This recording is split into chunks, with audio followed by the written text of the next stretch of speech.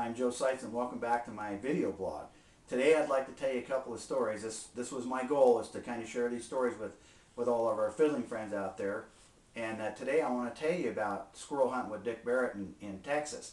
And back to my other story, when I met Major Franklin, we had decided that the best way for me to get in the door was to bring him a nice mess of squirrels that they have down there. He loves squirrel meat. So Dick and I, he says, we're going to go hunting, Joe, and we'll go tomorrow.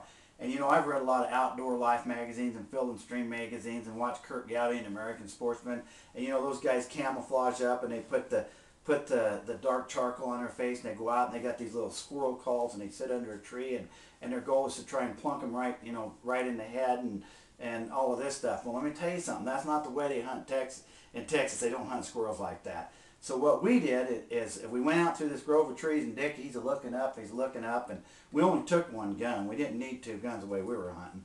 And anyway, he looked up in the air there, and up in there was a tree, and it had a big old nest, and it looked like a big magpie nest, just a bunch of twigs and branches and stuff.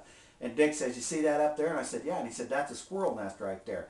And he said, "Now squirrels are living in that, and I'll tell you why, because I look up through there, and I don't see any light through that squirrel nest." And he said, "So I know there's squirrels in there." And I says, well, that's sure enough. You can't see any light through there, but how are you going to get the squirrels out of there? And he says, "I'm going to show you right now." And he took his shotgun and he blew that nest clear out of that tree, and squirrels come raining down. He said, "That's how you get squirrels out of a squirrel nest in Texas."